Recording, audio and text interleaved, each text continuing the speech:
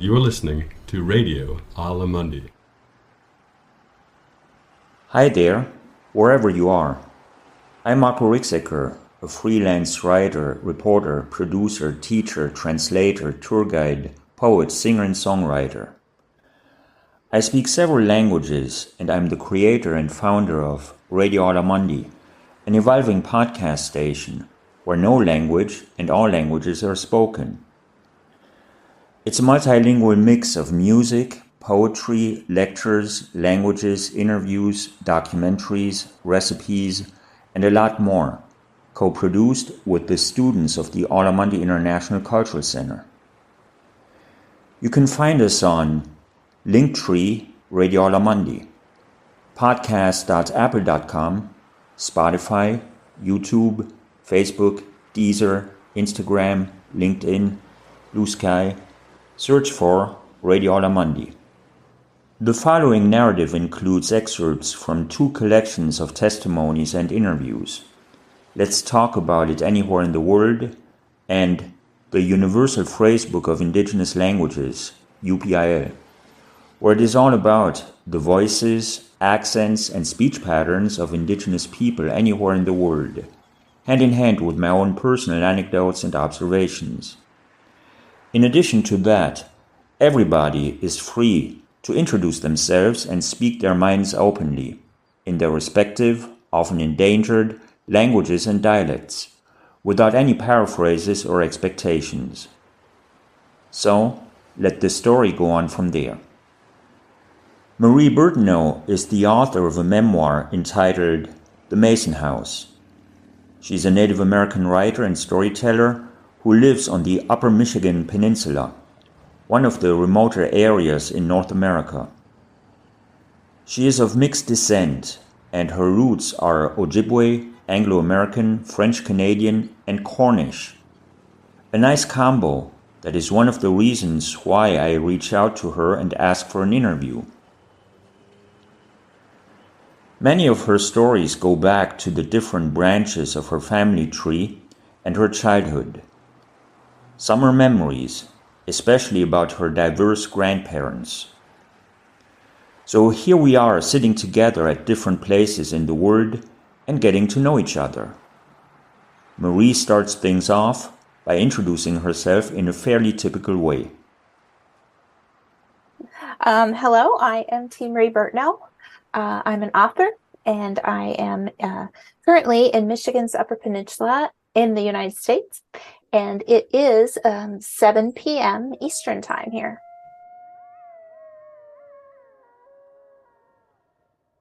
Other than the diversity of Marie Bertineaud's cultural background, I decide to focus on the indigenous language she is a self-declared learner of at the beginning of our talk. Which languages do you speak?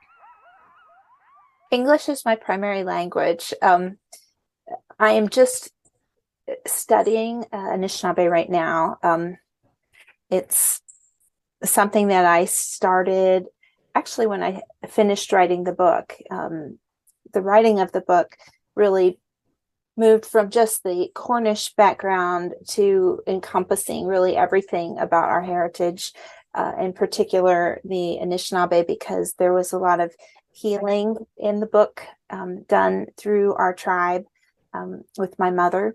And so that really brought back to me, where we come from, how much that culture means in our life, even though we didn't grow up on the reservation and we didn't have a lot of knowledge about our culture as children. My mom moved off the reservation when she was pretty young. She was 16 when she married. So she kind of assimilated into that European culture. And that's how we were raised, even though we were, within 30 miles of the reservation and our relatives came and went from our home all the time. It always felt like we were just on the fringe of it, looking in, but not really knowing what is that all about? How are we part of that? And what does that mean? So the book really helped set me on this journey of understanding that culture better. And language was something that I really wanted to do to honor my Anishinaabe grandmother. And so I've been doing that I'm entering my third year now. I just started. I don't know if you're familiar with Rosetta Stone, but they have Ojibwe-Anishinaabe now. So I just started that program as well. And I do some Zoom classes with some other groups too. So I'm starting my language in Anishinaabe-Moan. What is your favorite Ojibwe or Anishinaabe word or expression? My favorite word is Kitchikichikineshi, and that is chickadee. The word, well, I love chickadees anyway. I mean, they're just such happy little birds, and they're everywhere. But the sound of the Anishinaabe-Moan word is so much like the sound that the chickadee makes. And I think, Anishinaabe-Moan is a very descriptive language. And that's a good example of that, I think. So, in the first place, Marie Bertineaud is an indigenous storyteller and writer who has published fictional short stories in various magazines. The Mason House is her first real book, as she puts it. And it is a memoir, nonfiction, the first work of its kind she has achieved. So it doesn't come as a surprise that it has changed her way of thinking about her family, her background, and her career as a writer. She looks at fiction from a different perspective now, she says. But first, I start off with a question about a visual element in Marie Bertineaud's home. What's the weather over there like right now? It was really cold the last 24 hours. I don't know. I was at a meeting, so I was indoors for 2 days. But when I came out to start my car, it was very cold. The snow was really dry. We'd had maybe 2 or 3 inches, something like that overnight. But yeah, it's winter setting in for sure. But we have a beautiful moon tonight. It's just gorgeous. So please tell us a story about the dream catchers behind you. Oh, these were handmade by my niece, and it was a gift to me for my book release. It's a memoir. It's called The Mason House. I don't know if I should hold up a copy, but this is it. And it was my debut memoir.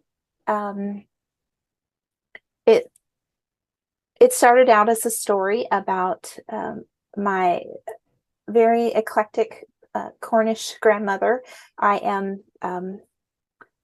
My father was Cornish and French Canadian, and my mother was Ojibwe-Anishinaabe. And so I stayed a lot with my Cornish grandma, and she passed when I was a girl, but I just carried her with me all my life, and she really had a huge impact on my life. So I always wanted to write a book about her, and it wasn't until later in life that I had the dedication, the time, and just the ability to sit down and really focus on that and complete that project. So, and that's how the Mason House came to be. How would you describe yourself as a writer? Would you say you're an author or more precisely a storyteller? I think I am a storyteller, but I was told that once you publish a book, you are considered an author. So I guess that's how I describe myself, but I feel like a storyteller. How important are oral stories as a part of what you do? Well, for the Mason House, they were very important because so much, my biological father passed when I was a toddler. And so I didn't know him. I just had these little glimpses or just a couple of very brief memories of him. And so everything that I learned about my biological father, I learned through my Cornish grandmother, his mother. And so she was a storyteller as well. And so that was something that she always did. She just told us all kinds of stories about him, as a child or as a man, as a son, as a father to us. And she told us stories about other ancestors too, other family members, things that happened in the Mason house, things that happened in the town of Mason. And so we grew up with storytelling as part of our childhood. And of course, we didn't know at the time that storytelling was also a very important part of Anishinaabe culture, but we didn't have that to enjoy or to partake of. We weren't, we didn't see my grandparents that often. So that part we missed out on. So now I'm realizing how important, that is in both sides. And so I'm spending a lot of time like with, Snow on the Ground now. We can hear stories from that culture, and they do some online, and we do occasionally have some gatherings on the reservation, and we can have stories that way too. And it's kind of catching up, So Marie Bertineaud has started to feel more like doing some factual writing lately, around the time of our conversation. She doesn't know yet how far it will go, but it would definitely involve her hometown, her traditional territory, her diverse cultural background, personal childhood memories, and the story of her grandparents, all of which are topics we discussed during an exciting and stimulating talk. What was your favorite children's game? Oh, my favorite children's game. We were outside a lot as children, and we played with kids in our community. And I think like hopscotch was one of my favorite games. Dodgeball. I love dodgeball, those kind of things. At home, when we were indoors, like during the winter or whatever, if we were inside, and we still played outside in the winter all the time, but if it was a especially bad day, we were inside. We learned to play checkers at a pretty young age. Grandma was a big checkers player, so she taught us that. And then also a card game called Pinnacle. I don't know if you're familiar with Pinnacle, but it's a card game that a lot of people play up here, and everyone in our family pretty much learned how to play that at a young age. The Upper Michigan Peninsula is known for its beauty and remoteness. Some people would mind living under such circumstances. Others thrive there, finding inner peace in such surroundings. How do you balance solitude with society? I very much like being by myself, so I like during the pandemic, I really wasn't bothered that I, needed to stay home. I really enjoyed that. And just, my husband and I, my kids are grown now. So it's just my husband and I at home. And I don't know, we enjoy each other. We enjoy the quiet time. We don't have a strong need to socialize. So, excuse me. I think, I don't know, it allows for a lot of, time to think and generate ideas and things like that. So I'm fine with solitude. What is the coolest sound you've heard recently? I don't know. I kind of think, and I haven't heard one recently, but one of the neatest things to hear is the bald eagle. There has been on occasion a bald eagle will fly overhead here, and they have that screech, which is so identifiable. And rarely do I hear that, and rarely do I see one that close to the house. But that's always a special event to hear that. The creative processes of storytelling and writing, the latter from a blank page to the publication of an article or book, and how the publication of Marie Bertineaud's first memoir has changed her ideas about those things, also make it into our interview before I give her a little task as a storyteller. What are you working on right now? Right now I do mostly like the shorter pieces. I have a short story coming out almost like a flash piece in Great Lakes Review in their special indigenous issue, which I haven't heard what the publication date is on that yet, but I'm excited for that to happen. And I am working with my tribe right now on their they have a plan to write a tribal history. We don't have a written tribal history, and so they have kind of a big archiving plan where they want to gather all this material, archive everything correctly for long-term storage, and then they would like to have a written tribal history. So I may be working with them on that in the future. So that's kind of I'm sort of in a holding pattern right now, waiting to see if that when that's going to occur or how much time that's going to take me. So it's a non-commercial project, but one that I'm really looking forward to because it'll allow me to, you know, there's things that I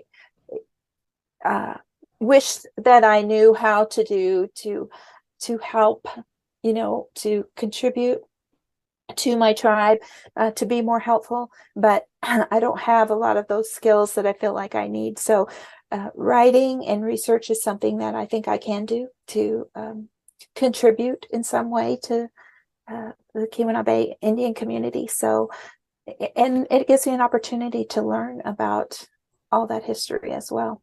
Between fact and fiction, where do you feel more comfortable? I feel, well, I always envisioned myself as a fiction writer, and that's what I always wanted to write. And when I set out writing The Mason House, in my mind, I was going to fictionalize that book. I wasn't comfortable doing a memoir, and I didn't have any interest in doing a memoir even. I wasn't a memoir reader even at that time. But once I finished that story, I wanted to write it exactly as I remembered it and then go from there. And after I finished it, I thought that the story was just a really, to me, it was a really beautiful story. It was a complete story. And I didn't feel a need to change things. And I was able to, you know, obtain permission from my family to move forward with it. And so that's how it stayed nonfiction. That wasn't the original goal. But yeah, I enjoy writing fiction. I feel like it's just a more comfortable place for me. Though a lot of times now, since I wrote The Mason House, it's hard for me to, it's almost hard to go into fiction. You know, I almost want to follow the rules of memoir. And so I find myself writing a lot of memoir pieces and then adjusting them, you know, then I can fictionalize them. But I still tend to lean into the memoir since that book came out. How inspired do you feel today? Today I'm actually feeling really inspired to write nonfiction. I've been at a meeting.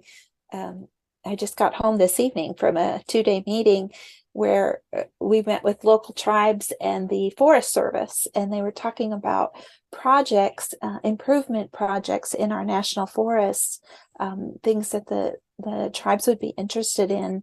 And I mean, it was such a wonderful experience and so much emotion and so much information download, you know, coming from that. And so, you know, to say, am I feeling inspired today? I am particularly for memoir because of that experience. In the beginning, the mountains thought they were people. So, Marie, how does the story go on from there? In the beginning, the mountains thought they were people.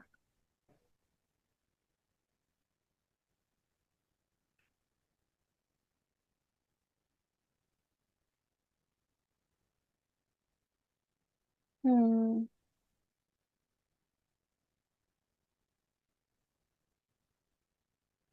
But people move, and the mountains could not. The story I asked Marie Bertineaud to complete originally comes from the Pacific Northwest and is all about humor that is a quintessential part of Native culture and conversation. What is your sense of humor like? I feel like my sense of humor is pretty dorky.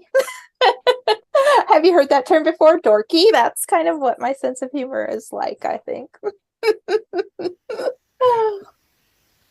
Dorky is a funny word. Even its sound already sort of defines it, which is something Marie Bertineaud and I discussed for a little while. Please define dorky for the audience. Dorky, it's just like, I don't know, sort of quirky, sort of, I don't know, kind of like elementary, like simple things, you know, I find funny. I think I laugh easily, and at strange things. So Marie Bertineaud and I will be in touch. As a matter of fact, a couple of days after the interview, she is going to send me an email saying that she doesn't feel happy about the way she completed the mountain story in our interview. So she has written a short story that starts the same way as my original task for her. Her email is read by an automatic voice here. I've thought a lot about the story you gifted last Thursday evening. One day we must revisit that topic. I wasn't able to come up with a proper ending during our talk, but here is one I'd like to share. Once upon a time, mountains thought they were people. But the forests below said to the mountains, if you are people, you will one day wish to cut us down. Then who will keep your knees warm in winter? Who will shelter them from snow? Who will usher the breeze from your belly and cool the earth at your feet in summer sun? Who will host the birds who carol to your peaks? Or shelter wildlife who pay homage to your grandeur? Who will whisper your ancient stories throughout the land? And the mountains pondered these questions. Then went on simply being mountains. All my best. Marie. At the end of our eventful and exciting conversation, I asked Marie Bertineaud if she can do a reading performance of an excerpt from her memoir, The Mason House. Not only does she do that, but she also starts things off with what she calls a cultural introduction. And so the story goes on from there. Okay, Marie Bertineaud. I am the author of the memoir, The Mason House. It was published in 2020 by Lanternfish Press. To do a cultural introduction, Marie Indigenous, Wabishki, Wabikonikwe, Indigo, Ojibwe-Anishinaabe, Mikisian Dodam, Wikwedonk Independacos. And what I said was, my name is Marie. The spirits know me as Wabishki, Wabikonikwe. I am Eagle Clan, and I'm a member of the Keweenaw Bay Indian Community. So I'm going to read a little excerpt from the book, The Mason House, and it's just a short one, and it just kind of sets the stage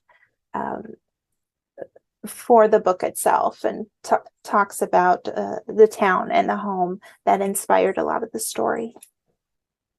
So this comes from the chapter Shuttertown Stories. I've read that Mason was once known as Shuttertown. The mutton windows of its quaint white homes were all framed with board and batten shutters, each set having a unique color. It was the town Grandma moved to as a girl, the place where she married and became a widow. It was where she bore 5 children and grieved the death of 3. She passed her days in the least salt box beside the highway, a Quincy Mining Company home with shutters of sage. Only a few feet from her yard, just beyond the thimbleberry patch, stood a reflective green sign with pearly block letters. Mason, it read. It was here in the Mason house that Grandma wove her stories of the town's copper mining past and the ruins it had left.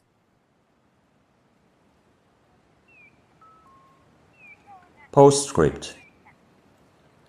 As part of my conversations with people, I try to build bridges between them by having them ask questions, either specifically for someone I know I'm going to chat with in the near future, or broadly for anyone I might speak with anytime, anywhere in the world. As a result, 2 broader questions are available for Marie Bertineaud. The first comes from a Native American hip-hop artist by the name of Tom Paul, who lives in Minnesota. A few weeks prior to my conversation with Marie Bertineaud, I have interviewed him about his most recent release, an album dedicated to Jim Thorpe, an iconic Native American athlete of the early 20th century. Marie Bertineaud's answer to his question is going to inspire me to ask her a follow-up question.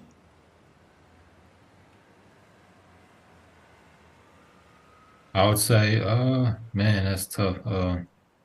What questions?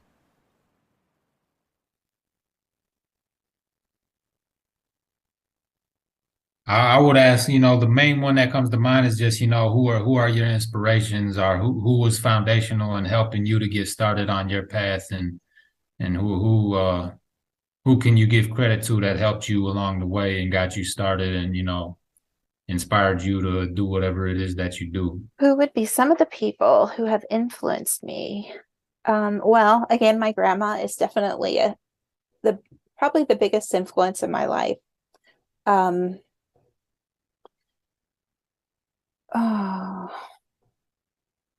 had a really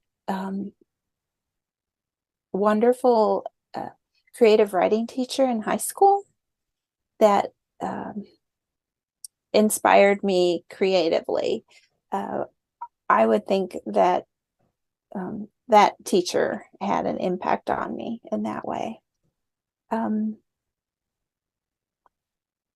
My kids, they definitely, I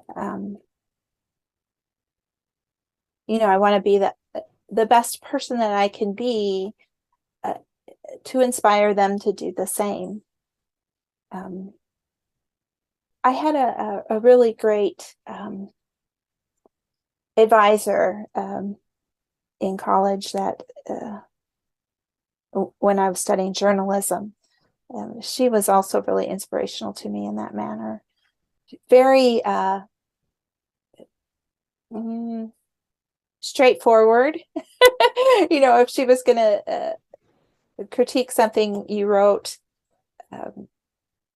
if there was a problem with it, she would tell you, what the problem was. She didn't mince words like that. But also, if she felt that needed praise, deserved praise, she was very generous with that as well. So that kind of helped me with the criticism in writing. That's always being able to accept criticism in your creative efforts. That can be touchy for sure. So I think she kind of set me on that path where, you have to be able to take that, and work with it. And so she's another one. What advice would you have for a student in your field?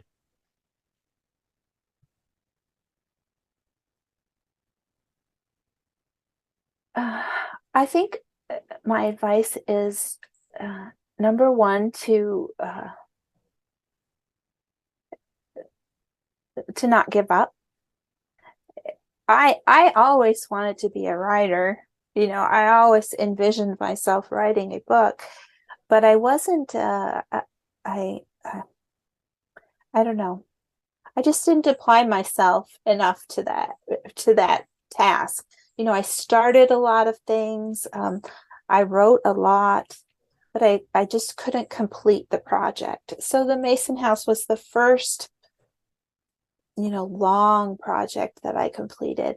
And it took a lot of years to get to that point, but I finally did it, So I would just tell them to just, persevere and really follow through, just keep at it.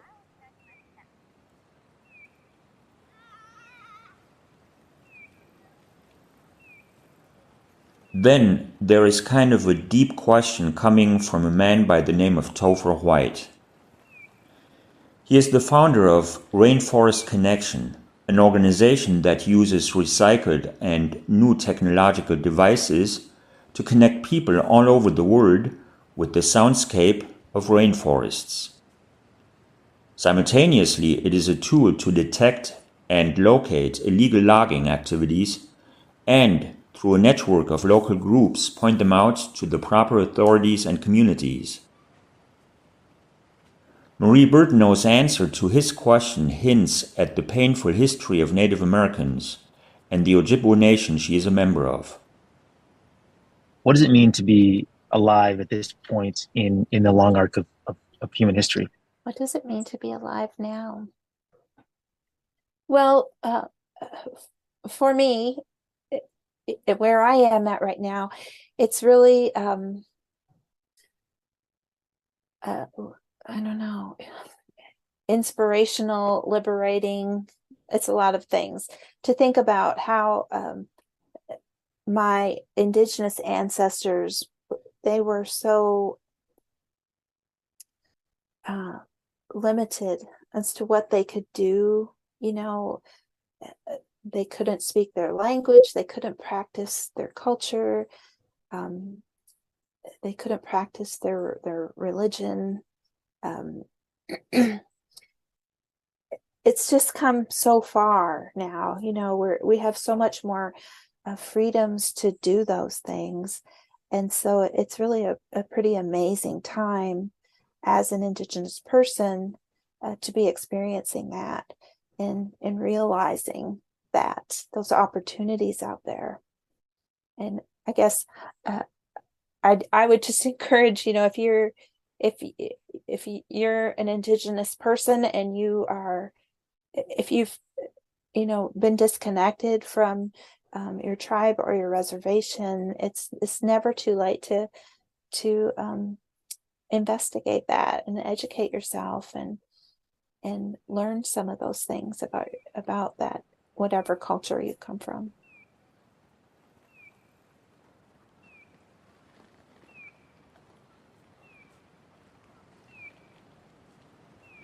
Eventually, Marie Bertineaud has a broad question for other people. It goes back to her own experience as a language learner, especially when the language in question is your Indigenous mother tongue that you're trying to acquire as a second language. And I will have the opportunity to repeat Marie's question in quite a few conversations, especially with Indigenous people, anytime, anywhere in the world. So, the story goes on from there. I would think maybe what do they see as the value in learning a second language?